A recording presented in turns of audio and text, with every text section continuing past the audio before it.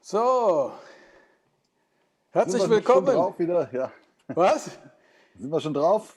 Wir sind schon wieder voll drauf hier, unfassbar. Herrlich. Ja. Eine weitere Folge JazzrockTV Live am Donnerstagabend, so wie immer. Warte mal ganz kurz, ich habe hier irgendwie, kriege ich das Audio nicht aus. So, jetzt habe ich es. Alles klar. Ich höre nämlich den Facebook-Stream, checke ich hier parallel. Endlosschleife. Genau. Hör mal, wir haben ja den Umzug hinter uns, ne? Ich kann dir sagen, das mache ich nicht noch einmal. Ja? Nee. Hast du das gehört? Ja, ich habe das gehört. Nächstes Mal kommen tapfere Helferlein und schleppen das für uns, weil wir waren so um 16:30 Uhr zu Hause an dem Samstag, nachdem wir den ganzen Tag geschleppt haben. Ich habe mich hingelegt und bin wieder wach geworden, Sonntagmorgen oder mittags um 12 Uhr. Ich war fertig. Mein Bein tat mir weh. Du weißt, ich habe Maleste mit dem Knie im Moment. Ne? Und dann auch dieser scheiß Sturz mit dem Sofa. Also ich hinten mit dem Sofa, Georg vorne und ich übersehe die letzte Stufe von der Treppe und lege mich da voll lang. Das war das zweite Ding, was wir geschleppt haben. Ne? Also, das war echt. Ich hatte mir privat schon vor 20 Jahren, als ich 40 geworden bin, gesagt, nie mehr ziehe ich selber um. Ja, das war jetzt, die Krönung. Habe ich auch nie gemacht. Ich habe auch gesagt, ich helfe nie mehr bei einem Umzug. Aber ehrlich gesagt, ich wusste, dass es viel war, aber ich habe es doch unterschätzt. Ja, wir haben echt gesammelt. Ein Gerät dabei. Ne? Ja. Also vielleicht habt ihr ja unsere Bilder gesehen. Wir haben ja ein bisschen was reingestellt bei Facebook hier auch. Also es war echt ein Gerödel sondergleichen. Ja. Und das war schon, wir haben schon vorher viel weggeräumt. Ne? Aber es war... Aber jetzt sind wir drin. Und jetzt könnt ihr mal gespannt sein auf die nächsten Wochen, wenn wir anfangen, das da ein bisschen schön zu machen. Dann seht ihr auch die ersten Bilder. Und dann machen wir mal eine kleine Folge, wenn unser Tisch da steht und dann seht ihr, wie es da aussieht. Machen wir einen Studio-Rundgang. Genau. Ja, richtig. Du, heute haben wir jemanden in der Leitung, der in, sagen wir mal, Basskreisen sicherlich sehr bekannt ist. Ja.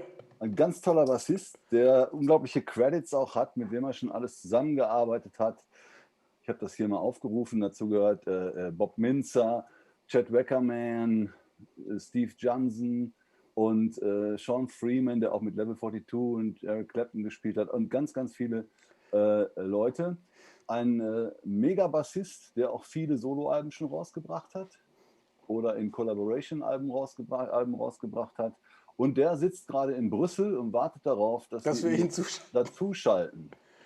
Hi Lorenzo, welcome to JazzrockTV. Hi to Brussels. Hi guys. Hey. Thanks for having me. Great to be here with you. Good to have you. Yeah. Hello from Brussels. Yeah, I'm in Brussels. Yeah, thanks for taking your time. Oh, great pleasure. Pleasure. Great pleasure. Yeah. And I just introduced you. May heard some of the names that you really well know. Yeah, your name and Bob Mintzer and Mastelotto and Wackerman and all these guys that you collaborated with. Yeah. So I'm a lucky guy. Yeah, well, a lot of connections. Yeah, but you know, actually some of them came, you know, like. You know someone and then he introduce you to someone else. But the two or three, the first 2 or 3 important ones came because, you know, I just contacted them.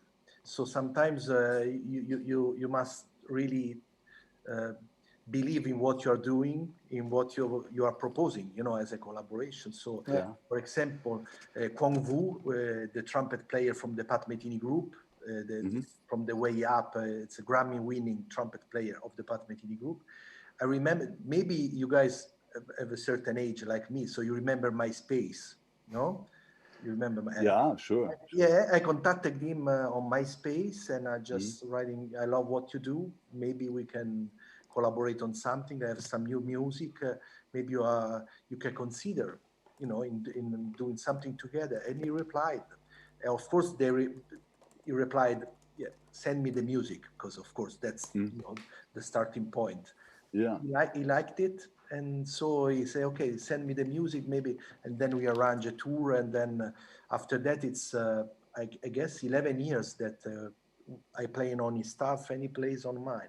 Great. So it's Pat Mastelotto, the King Crimson drummer, which is we frequently collaborate. We have a project together called Naked Truth. We did 3 albums on Rare Noise Records, and an American guitar player called Phil Brown introduced me to Pat. Told me, oh, maybe you know Pat Mastelotto. You have, of course, I know. And so that started. And then we started with this project, and now, actually, during the lockdown, we started to do a duo album where I play a lot of bass, guitars, keyboards. Like, of course, bass with effects sometimes sounds like keyboards, but it's bass. And so it's I'm part lucky, and part also maybe a little bit you need some courage, you have to some just try, self-confidence try it, also, right? Yeah, self-confident, but if sometimes you just have to try. The same with the Jason J.T. Thomas, the Snarky Puppy, and Roy Hargrove, Erich Factor drummer. I contacted him, I guess, on Instagram, because it was 1.5 years ago, and just wrote him, I love your playing. What about playing on my new EP?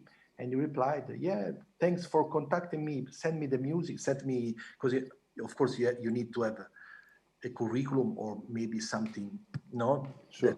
some music that speaks for you. So that's what I did. The Rumble EP, I already had like pre-production, so music done with real drums, loops, something like that. So the idea of the music was there, and he also loved it, and so the rest is history. Was that actually already when we got hit by the Corona, effect, when you developed the EP, or was that before? No, was before. Actually,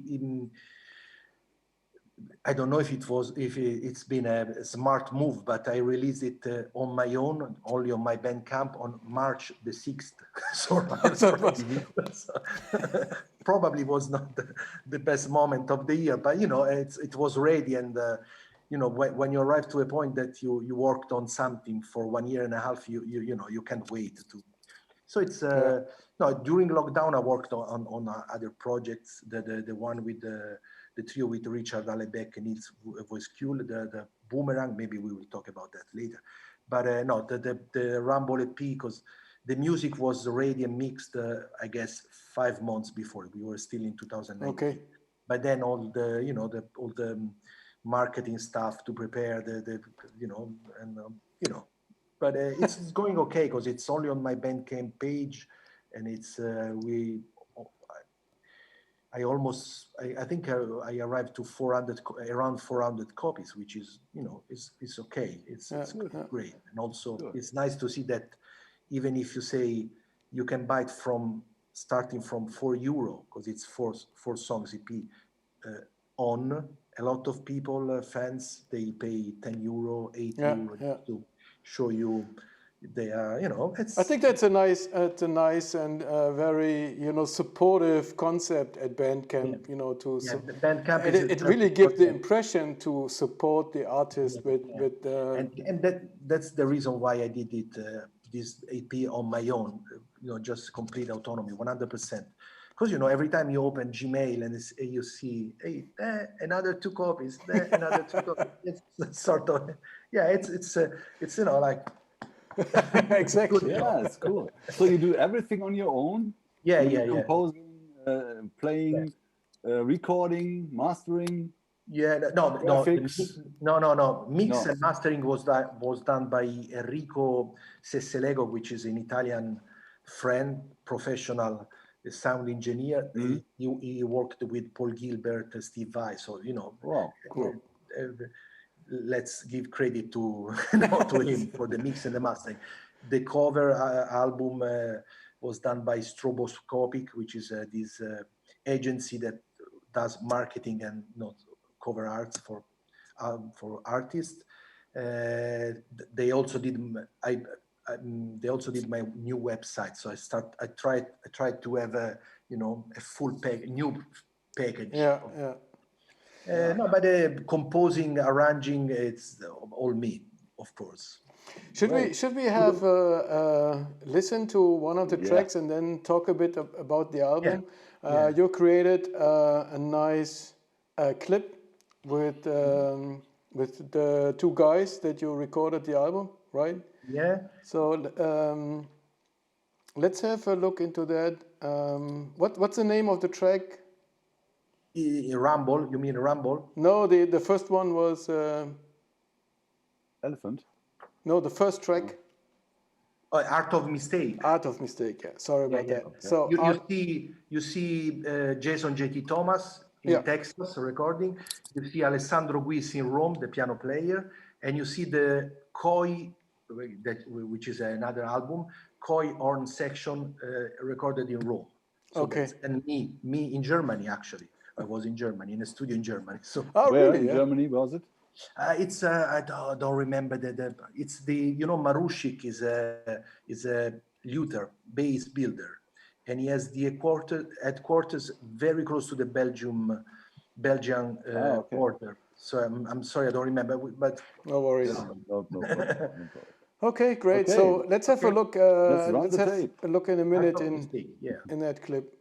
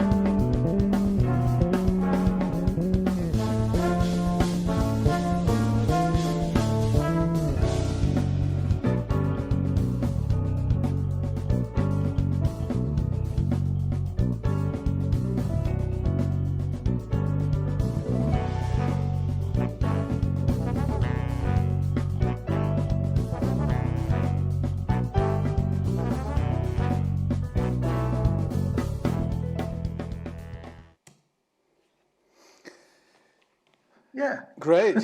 Sounds awesome. Great stuff. So you really should. I posted the link to the full clip into the show notes, so everybody should really check that out. Thank you. Wow, it's been a while since since last time you saw it. But I have a question. Is what that this kind of heavy groove stuff thing, kind of the idea and the concept for the whole EP, or how did you develop the idea? Of course, you start with the concept, but then while you continue, you start to work, and it's not that it changes, but it evolves in something else. The idea was to have a very busy drumming, not soloing or chops, just very funky, but very steady, but very groovy, but very busy. And to have this time to have the koi horn section very in front, they are doing way more than me, with the bass. I mean, the bass is important, especially in Art of Mistake. Tweet, the melody, but they are very more active. So it was sort of, the idea was to have a basic steady like bass and with the busy drums and the horn section doing melodies, and also helping the listener to understand that there's a new section going on, because so it's I have to no I like to say that Aiden Zammit, which is from Malta, but he lives in Rome in Italy, is a pianist, wonderful pianist, and also he arranged all the horn sections parts in this in Rumble. So there were some ideas from me, but he built what you hear. Do you have the idea of how the arrangement should sound right when you do the composing, or do you have the melody first and then see what happens, what it will become? Yeah, let's say that see what happens is sort of the story of my life. It's Same here. I think it's the right attitude, because it's usually I start with the drums loop or something like that. So with a beat, and then I start to, most of the times the bass comes later. I start with the chords on the keyboards or some guitar too, because a certain chord, if it's major, minor, diminished, something like that, it creates immediately like a vibe, a mood. Mm-hmm. Then when you have built a mood, I can start to work on the bass. But sometimes the bass comes not very late, but it's not the first thing I work on. Mm-hmm. There's another song on Rumble, which is Five Enemies, that was built on the bass. It was sort of a melody, a chordal thing I was doing with the bass. But most of the time, the only thing that is till now it sort of became a pattern for me, it's to start with the drums loop. Not the electronic drums, not electronic, just a real drum. You can buy for a few bucks drums loops from Mark Juliana or Omar Hakim, Steve Gadd. So that's sort of, because that's the only thing I can't recreate by myself. Mm-hmm. So so I need and as a bass player, of course, drums is I'm used to have them on my right on stage, so I need them close, as close as possible. So I always start with drums, and then maybe a keyboard sound, a synth sound, takes me in a direction, and then I start with that direction. But I must say that I don't know, maybe because I guess it's the solo album number 7 or 8 maybe. But this time it was sort of the idea of the sound of the EP was more or less clear to me from the first song I started to work. All the horn section, of course, there's been some exchange of ideas with the arranger of the horn section, because it's a very important element of the music. But it was very good drumming, not too busy, but very steady, and the pulse is right there. And then this horn section all over, and there's also another song with Martin Verdonk on percussion. Yeah, we know him. With congas, but it's basically drums, horn section, and bass. Let's say, and then. Because I worked when I started to think of this EP, this music, I worked for 3 years in a very good jazz big band in Italy. Also, if I was living in Paris, I was going back and forth, and it was sort of a traditional setting with the 12 horns, something like that. But the music was more modern than not jazz, straight ahead jazz. But I fell in love with the horn section, which is, when you have a horn section, a good horn section, right behind on stage, close to you, it's really a pleasure to play together with them. So maybe I can do something with that. And then, of course, I was already working on Koi, which was the first album of mine with this strange horn section, which is baritone sax. Yeah, that one, perfect. Yeah, baritone sax, bass, trombone, and trombone. So it's more or less the range. The range is the same range of the bass guitar. So I didn't want to have a trumpet like funky trumpets.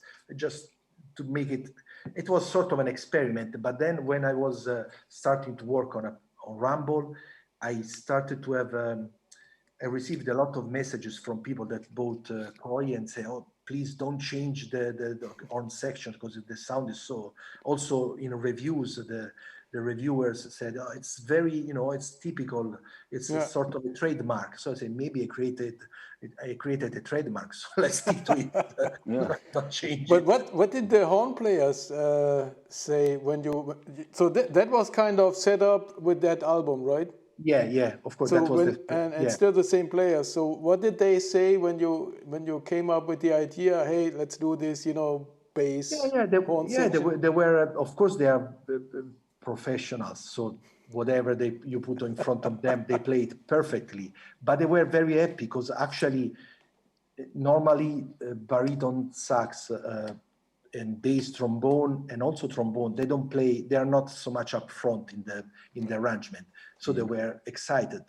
So, and also I created this, Koi horn section. So it was sort of, it's always, I'm lucky also because I have a lot of friends that are also great musicians and they're willing to, and ready and happy to help me, It's essential because the difference is when someone that is recording something is happy to do it. Absolutely.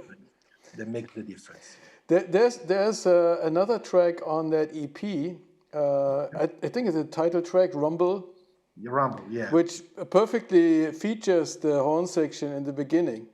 Yeah, that's when I started to think as Rumble as the title, because there's all this.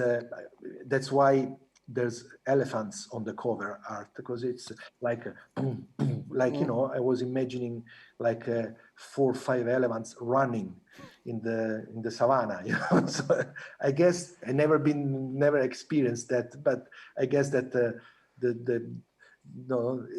everything is shaking. So I was trying to. Yeah. So I prepared the song. Let's listen a minute for in that song featuring the horn section, the Koi horns, right? Yeah. So and let's see, it's called Rumble, right? Yeah. Here it is.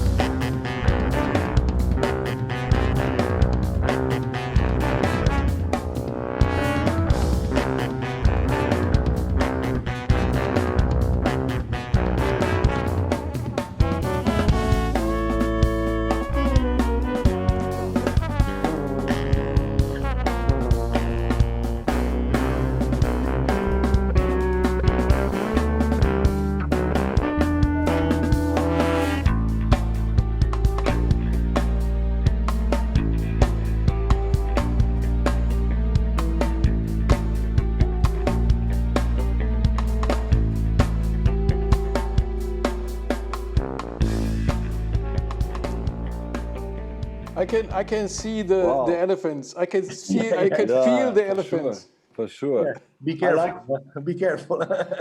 I liked it when it came out of the wild brass part and then got smooth again to the end. Yeah. Let me say, say in a live interview that I'm so thankful to Aidan Zammit, which arranged the section, but also Stan Adams, which is the trombone player, Pierluigi Bastioli, which is the bass trombone player, and Duilio Ingrossom, which is the baritone sax player. I owed them a lot because they did all the three players and the arranger. They did a great job. So let me say thank you. Yeah, I think there's also there's also I think it should be a challenge, for the mixing guy. All these low tones instruments. Yeah, and then some frequency are a little bit crowded. Let's say it might be a challenge, but again, also Enrico Sesselego, the guy that mixed the master, he worked with this Steve Vai, Paul Gilbert, is how to move those buttons, and those sliders. So he did a great job. The EP sounds beautiful. So if somebody wants to listen to your music, he has to go to Bandcamp. Bandcamp, and also LORENZOFELICIATI.com, my website. Okay. From there you can go. There's no excuses. If you want to buy something from the website, there's no excuses. It's easy to do it. Okay. And do you have download files, or do you have also the real CD? Okay. For Rumble, the EP, it's only digital till now. Mm-hmm. So it's only on my Bandcamp page, Lorenzo Feliciati. The Koi album is on Rare Noise Records, so you can find on Bandcamp or through their website. You can buy also vinyl, because they did also vinyl, so the albums, which is great, of course. Mm-hmm. And it seems that it's there's a market for vinyls. People loves it, and I love it too. So it's I can understand that the object is sort of more appealing, Of course, there are still some hi-fi enthusiasts, and I'm sure your music will sound good on a high-end absolutely, speaker, €50,000 equipment, hi-fi equipment thing. Not my case at my house, but because strangely enough, I don't listen to a lot of music when I'm at home. But I listen to my albums, to my vinyls, in a couple of occasions in people that has very good, very very good hi-fi system, and the music sounds beautiful. So a little bit different, of course, because CD or digital or vinyl, there's some very little nuances that are a little bit different, but it's the music sounds good. So again, I have very clear in my mind what I don't want, but for the rest, it's all kudos to the sound engineers, the people that mixed, because that's their job. Of course, I'm often also together with them when they're mixing, because when it's but it's more about telling them what I want to listen, and then, but they know how to do it. I don't, it's I try to don't walk on their feet. So you're your own producer. Yeah. Right. I produce and arrange all my records, also all the records that I did with Naked Truth, the quartet with Pat Mastelotto, Roy Powell on keyboards, and Graham Haynes on trumpet. I produced the sessions when we recorded at Bill Laswell studio in New York. Another time we recorded near Brighton in the UK. So I produced the session, which means that three persons are looking at me. What are we gonna do now? And I said, okay, now we do that. And then also I did all the post-production for this kind of music, like Naked Truth, also some of my records, not Rumble. There's a lot of post-production, deciding that in that section, also if the trumpet player played, you take it off. You take it out, sorry.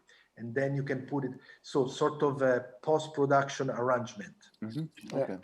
So that's a sort of it's nothing new, because, actually Theo Masiro for Miles Davis started to do that back in the 60s and the 70s. So Bitches Brew is an album like that, right? Yeah. So they played their ass off for, I don't know, a week. And So of course, I'm not doing, that's Miles Davis, and here in Brussels it's me. But that's the same approach. When you try to use all the power that you have in your home studio to create and to change a little bit. Sometimes a lot, sometimes just few things. But you have the power to change a little bit the mood or the soundscape of the song.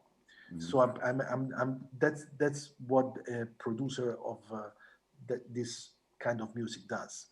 Just taking care of the recording while you're recording, and then taking care of the post-production.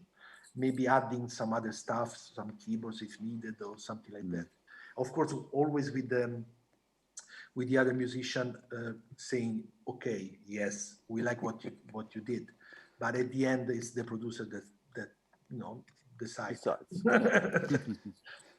But you're also playing some other instruments, yeah? As you said, you're playing a bit of guitar and keyboard, right? Yeah, a bit of guitar is the right. Okay. You put it right, because when you I never played live, of course, guitar, but when you are working with Pro Tools, you can do the same phrase or same stuff 1,000 times till it's and then you correct a little bit here. Correct a little bit. And keyboards. My rule is to do with the keyboards what I can do. So it's very simple, but it's funny when a real keyboard player must play it live. I say, well, it's so strange because I played. I'm a self-taught on keyboards, so. But I always try to don't because with MIDI stuff you can also record very slow and then make it sound like you're chicoria. But I try to stay away from that.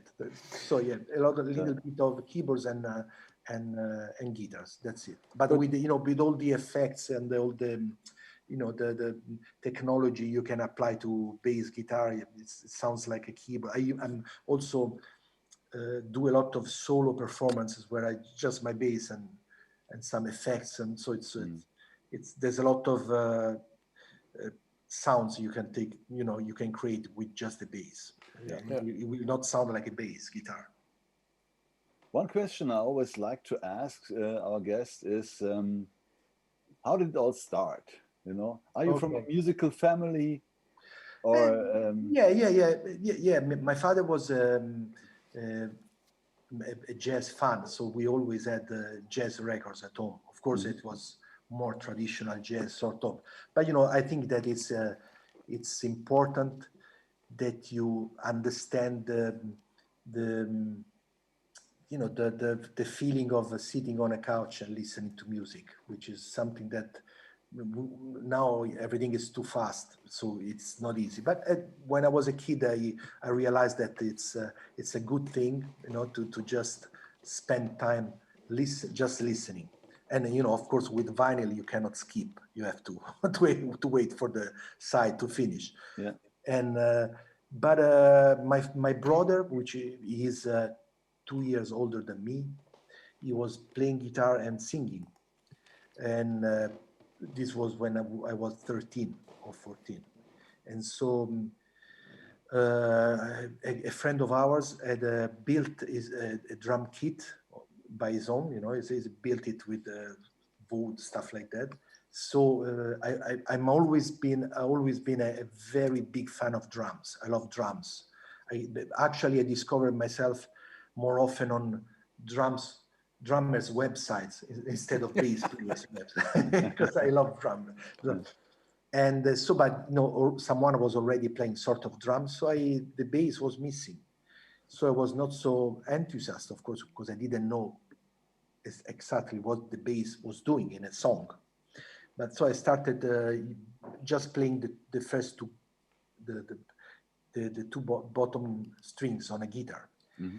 Then our father bought us as a present 2 amplifiers, an electric guitar and electric bass. Wow. So I started, to be, and then I went to see Weather Report with Jaco Pastorius in 1980 when I was 15.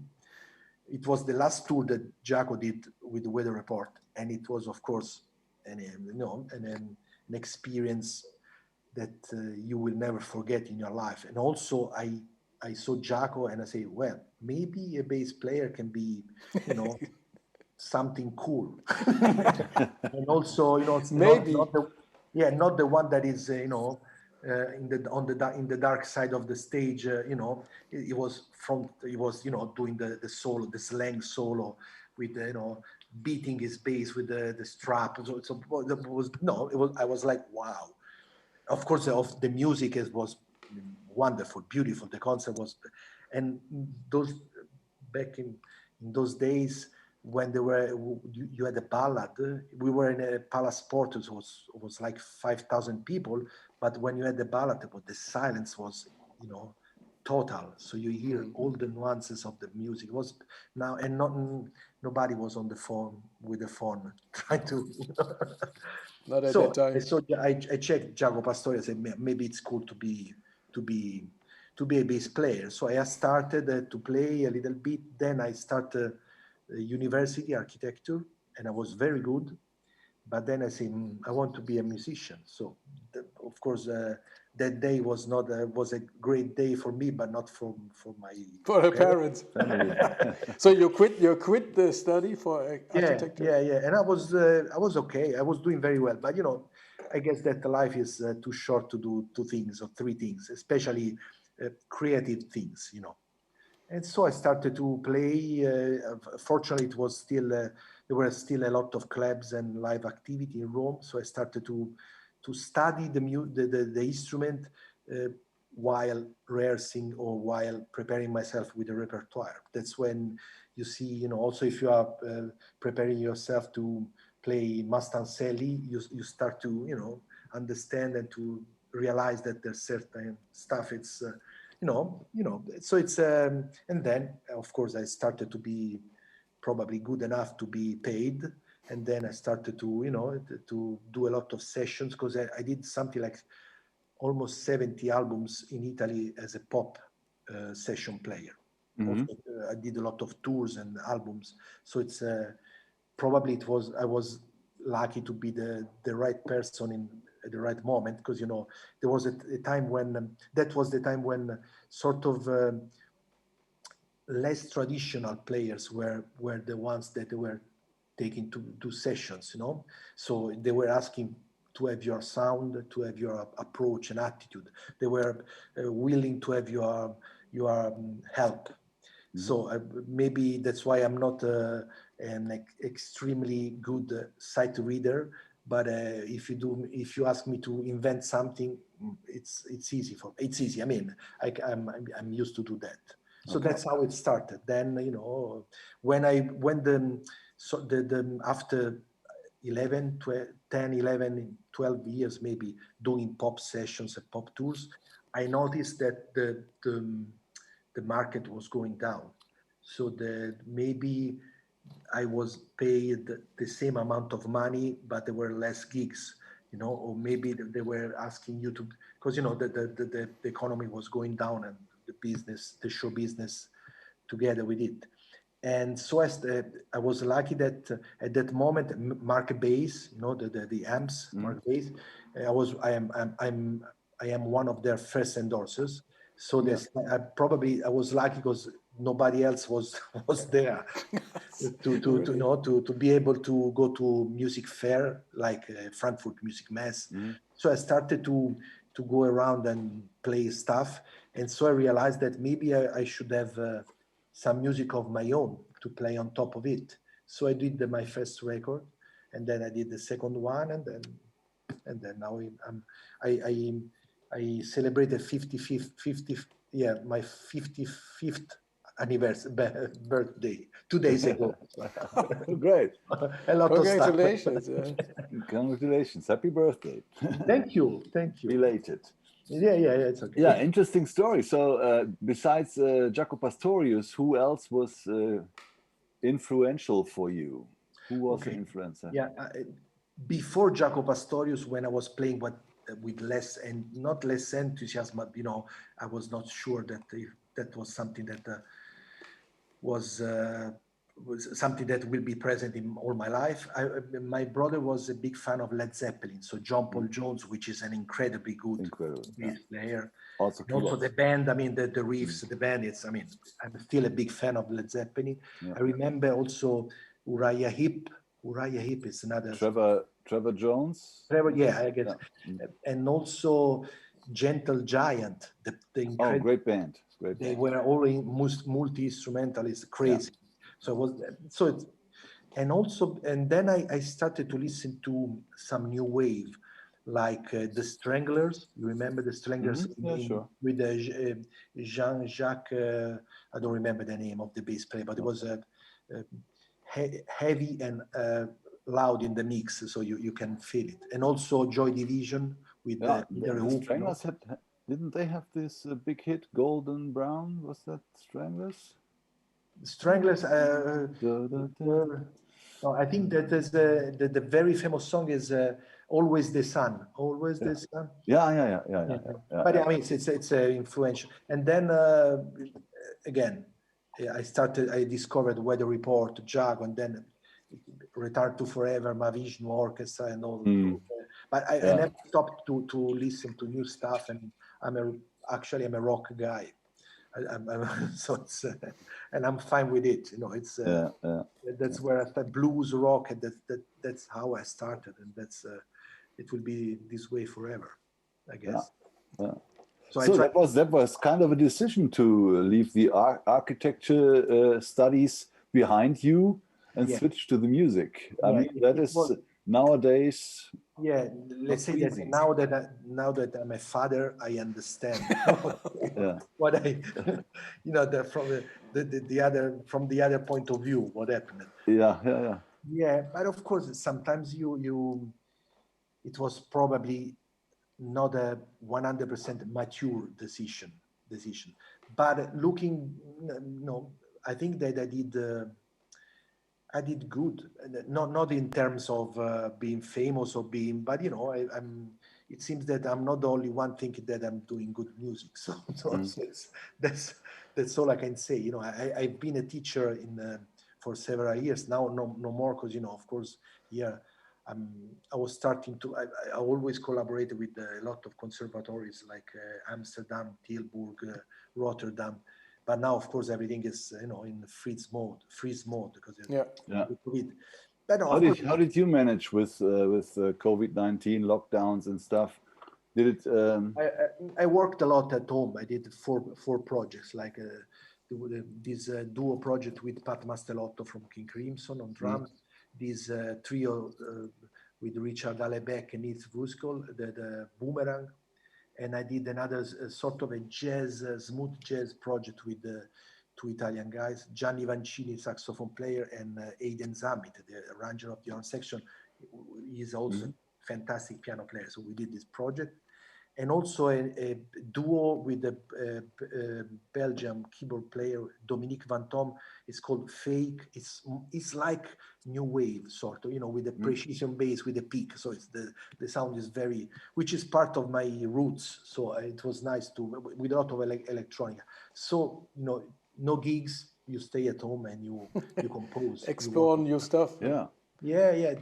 I think that being a musician with a home studio, I was lucky because, like I have friends that are drummers. They weren't able to go to their studio with drums. They stayed for 2 months without drums.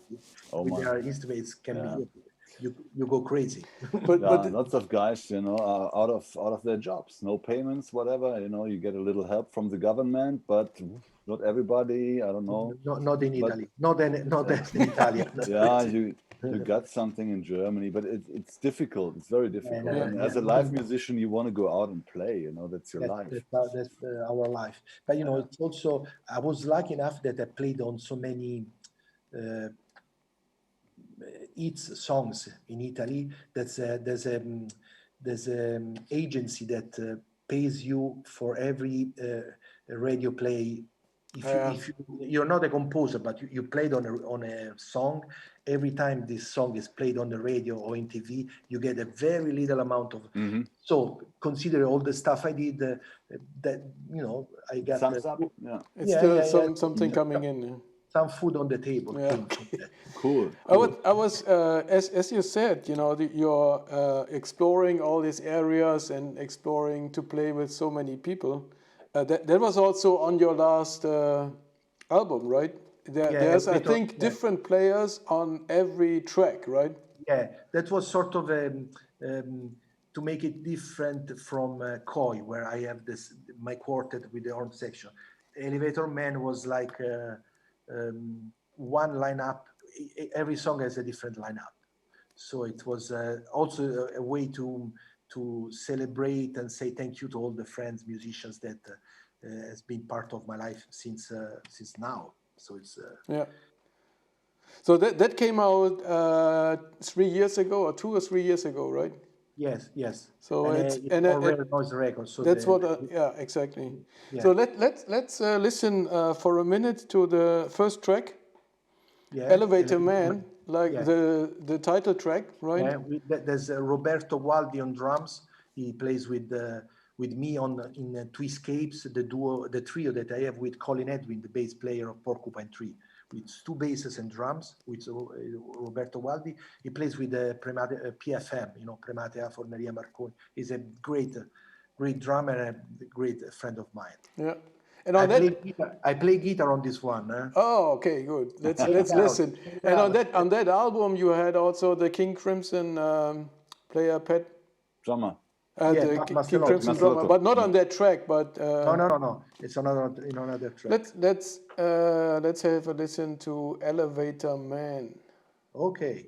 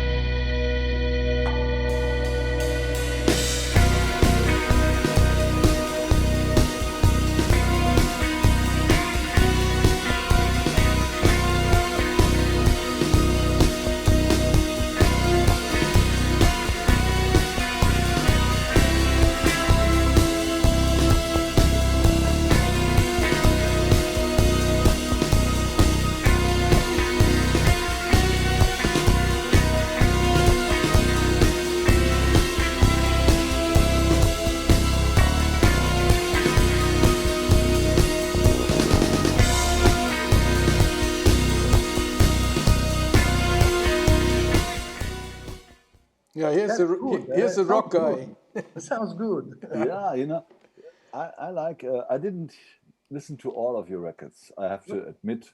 Yeah. Please forgive me. No, I will soon. No problem. What we heard today in the last hour, I like the kind of this roughness. It's not everything is so smoothed up. It's It's lots of energy and power and. In the best sense of the word, some dirt in it, as I said before, I'm a rock. And also, that's Led Zeppelin, right? Yeah, no matter what style, I like also to listen to, but also as a composer, I love music with a heavy impact. Yeah, it doesn't matter. It cannot be, maybe it's not metal, but I don't like to smooth all the edges. Sometimes you need something that caught the attention of the listeners, so you have to go for it. I like that. And of course, it's. I think that Louis Armstrong had a very, heavy impact. Where it was that was strong, very strong and heavy thing. You know, so no matter what style of music, you must be intense. Yeah, intense. I like intensity. So maybe that's what you. Yeah. Great to know that you like it, and you know you recognize that as some sort of intensity. So that's must be intense. No. And you know, funny enough, you know, one of our viewers already sent the link to Boomerang. Peter found the link to the clip that you made with Richard. So as you said, that's one of the ongoing projects.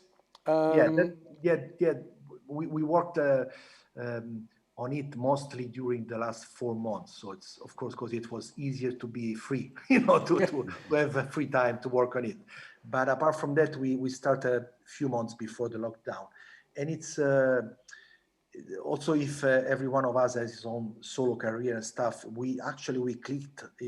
The chemistry between the three of us was magic. So we thought maybe because the idea at first was to do just a couple of songs with videos, not just to. And then after we spent this one day in the studio and we cut these 2 songs, we say, guys, this is the chemistry is there, the magic is there. Let's do an album, let's do a project, because not only for the power and the quality of the music, also the fact that we work together and we are still working together. You know, every band decision and stuff so smoothly and so easy. Everything is easy. So also when we are not thinking, we don't, you know, agree on everything. There's always a very fast and easy and nice way to arrive to a point that satisfies everyone. So that's not so common. It's not very rare, but it's not so common. So and also I play with the Richard's project, the Richard Alebeck project.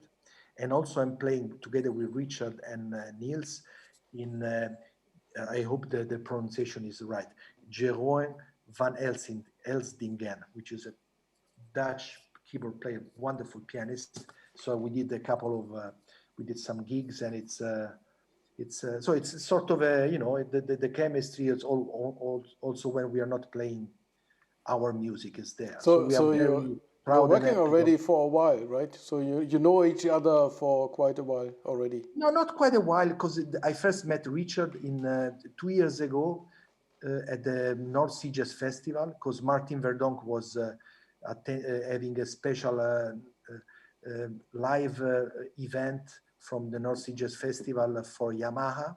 So he contacted me and Richard. That of course I was aware of Richard and his music, but that's when we first met. Also, we were playing with singers, just different stuff, different style of music. Yeah.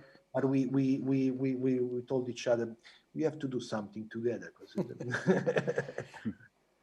So we are very happy, and also the pre-orders started a couple of weeks ago. We already did very well, so it seems that people is waiting for it, and it's. So that means the album is kind of ready. It's now just post-production. It will be ready on the 1st of November, something like that. Yeah. So we are finishing some very little touches on a couple of songs, just little details, and then it's mixing and mastering. We already have the cover. Maybe you can show. We will show it. Yeah. And we can actually have a look into the clip, just a minute, from a track. Is that clip from the first session that you mentioned in the studio? It's from the first, I guess so, yeah, from the first session. Yeah. So it's a Friday at Last.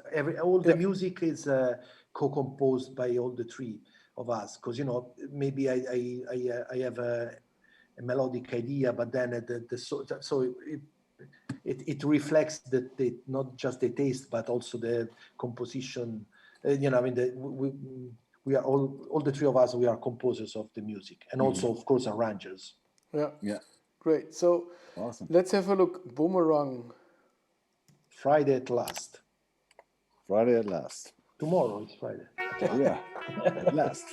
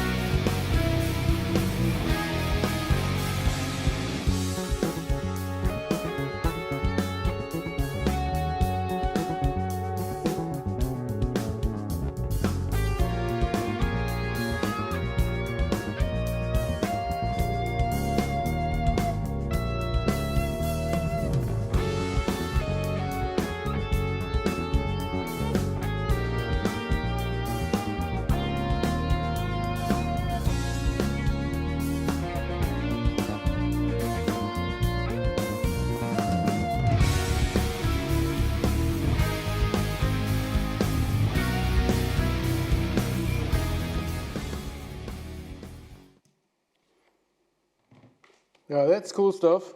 Yeah. There's some very nice licks. I need to pick up the bass and try to try to do that. Really cool stuff. And I love the video too. You know, it's you can really see you didn't really take care of what is standing around there. You just did it authentically. You know. Yeah. And it's a long time that I saw a headless bass. What kind of bass is this? Yeah, because that's a Marushik bass, the one we were chatting about before. The live. It's actually when I started to fly. I mean, not that I've been a frequent flyer all my life, all my professional life. But after 9/11, it started to be complicated to have the bass guitar, which is longer than a guitar on board. So you never know, because maybe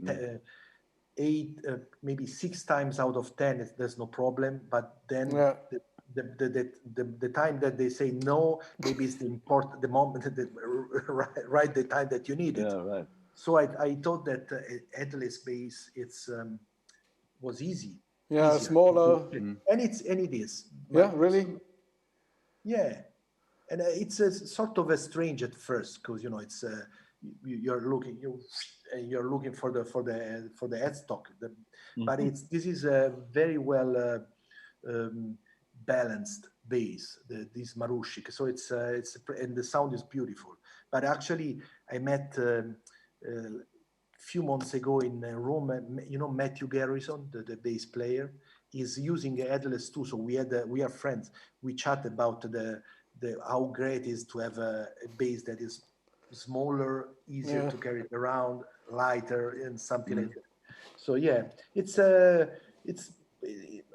I mean, basically, it sounds beautiful. That's why I'm using it. But the fact that it's headless make it easier to and it looks like the body looked like kind of handmade and it's a sort of a Marushik. It's sort of a handmade bass. It's a sort of a boutique bass. So it's the woods and everything is, but it's they have they are so good in doing that instruments that the cost is not like you have to sell your car to buy a bass. Where do they come from, Marushik? The Marushik, they are from Poland. But they have the headquarters are in Germany, near the Belgium border. Oh, okay. I'm sorry, I don't remember the name. That was where the studio was, right? No, the studio was in North. No, the other studio, the studio before. Yeah. When you said you recorded in Germany. Yeah. Okay, I remember. Yeah. And the blue bass I'm using is another Marushik bass, a Mentinger, but it's made by Marushik anyway. Complete different style. Yeah, but sometimes also the color of the instrument is important. Are you an instrument collector? Or? Yeah, because I'm luckily I have had during my career a lot of companies that trusted my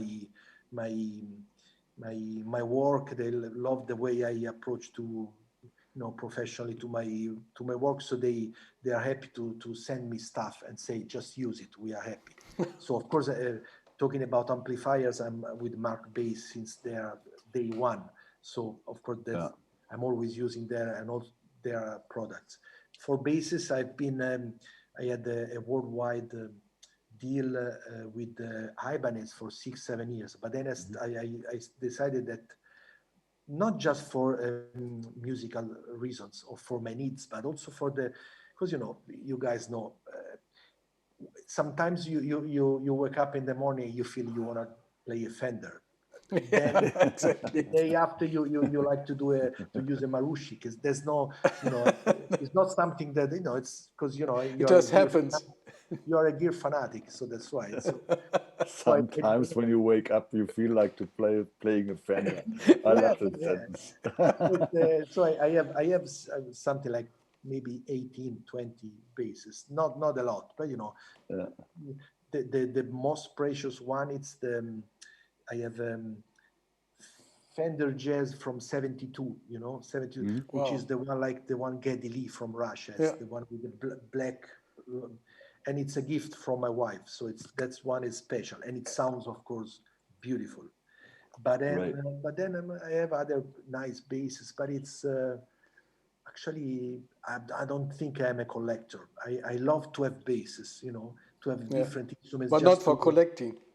Yeah, I'm not a collector, so sometimes it's they're not. Some of them are not very expensive or special basses. They're just basses I love and I like, So it's. But of course, I've been an endorser since I started to be a professional musician. So of course I'm always checking the new stuff and where the industry is going. But I like to think that the music first, Yeah, absolutely. Sure. Yeah. But how do you like the Mark bass amps? From the first day I met Marco De Virgilis in Rome, the company was really like just him, maybe another two person. Now it's big.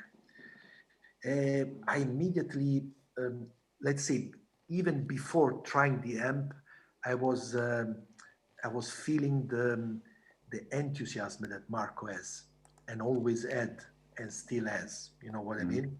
So it was easy for me to think, I want to be together with this guy when he will be.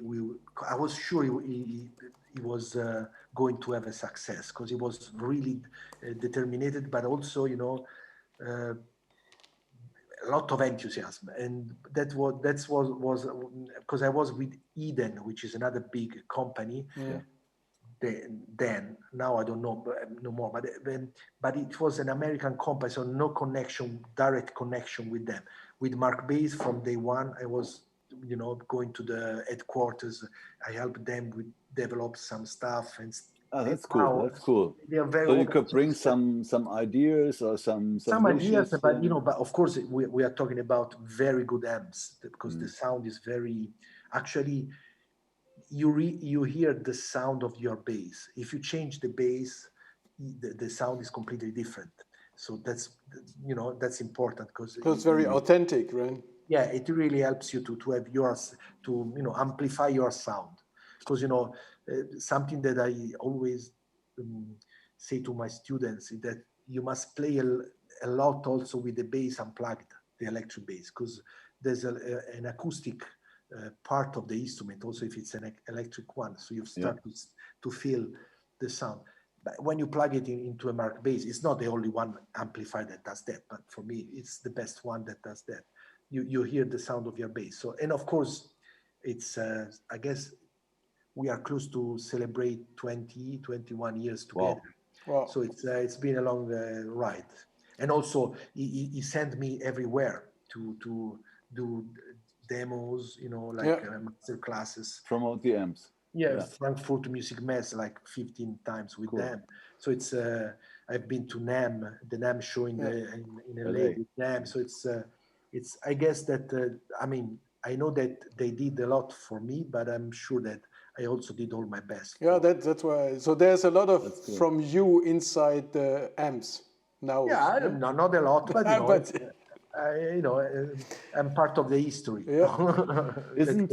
Isn't Michael Leake from Snarky Puppy? He's also using Mark amps, and he's also an endorser. Do you know each other? We met at North Jazz Festival, and of course we chatted for 1 hour about bass amps. Yeah, he's a nice guy, right? We met him a couple of times. Yeah. Very nice. It was late in the night, but he was maybe he was tired, but he didn't tell me, hey man, I'm going to bed. It was of course I started.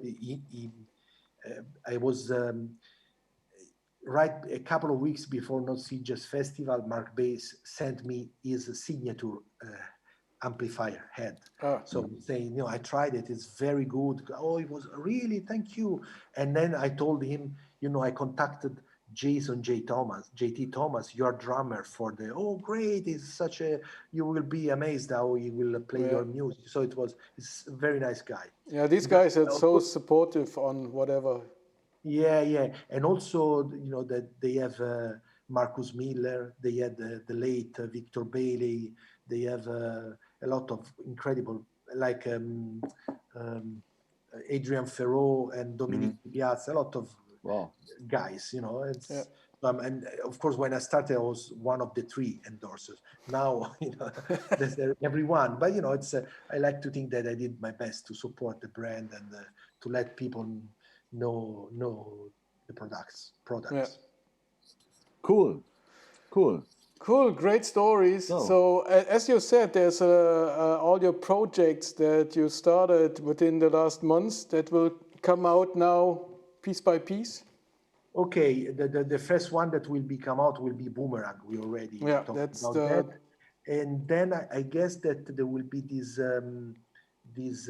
duo of a sort of 80s electronic that we base with this Dominique Van Tom, this incredible keyboard player, Belgian keyboard player. And then Echo. In December, I will be late November till mid-December. I will be back in Italy, and I will record a live album with a new trio, more jazz stuff, 70s jazz, like a little bit Beaches Brew, as you mentioned. And on drums, there's Bruce Dittmas, which is the drummer of the famous Jaco album with Pat Metheny and Paul Bley. You know, and he played with Gil Evans, he played with Barbara Streisand, he played with Chet Baker, and we will record an album at Alexanderplatz Jazz Club. We will do a live album in this jazz club in Berlin, together with Antonio Iesevoli on guitar. So it will be and then I will do post-production on that one too.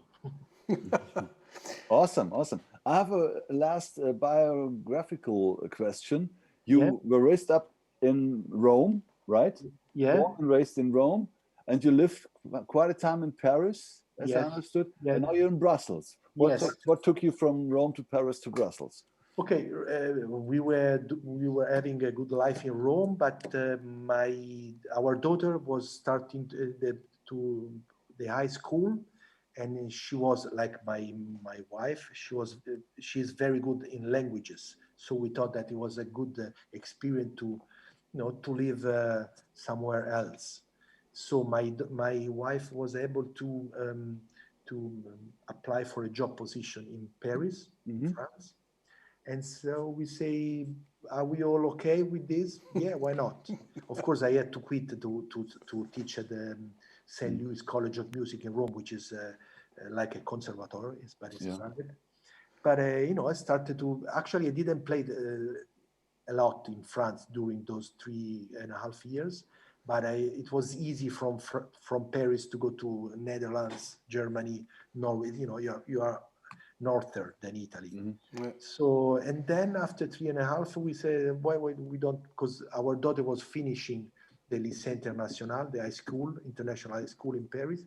So she's studying now media studies and culture in Amsterdam, which is ranked like one of the top 3 in the world. So she's starting now the 2nd year, so to be close to her, but not too much close. She didn't want us to interfere with her life, especially not in Amsterdam. So Brussels, Amsterdam, it's close enough if she needs us, but not close enough to get on her nerves, right? Yeah. So that, and then I don't know, maybe we will move again, because when you start to feel that it's doable. I mean, of course, we always move when makes sense, also for my business or also for the job of my wife. But it's something that is makes you feel like a sort of a tourist.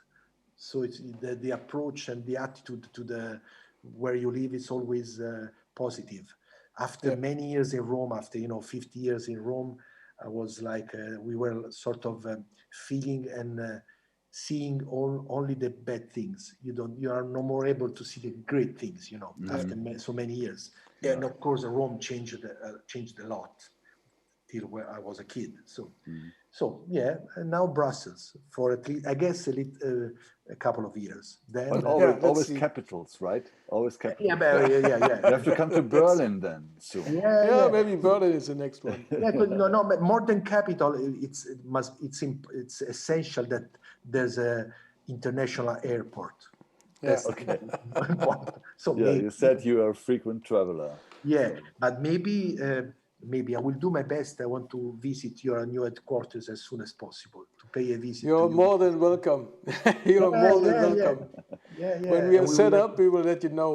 And from Brussels, it's only 2.5 hours, something like that. So yeah. I will do it. Really. Awesome. I saw some pictures, and I guess it's a very nice place. It's a nice place, yes. Yeah. Congratulations. Thank you. That was a great, almost 1 hour and 15 minutes. 1 hour, with you. oh my God. I talked too much, right? No, it was great. It was great stories. Thank you. Very open. Thank you for that. It was a very interesting interview. We learned a lot about you and your music, and I loved it. Thank you. Much. It was. I had a great time, and looking forward to meet you again at the headquarters. Maybe we can play something. Headquarters. Big JazzrockTV in the JazzrockTV universe. Okay. Okay, thanks so much, Lorenzo. Bye. Always welcome in Cologne. Okay. Bye, ciao. Okay. See you. Take care. Bye-bye. Bye-bye. Outstanding.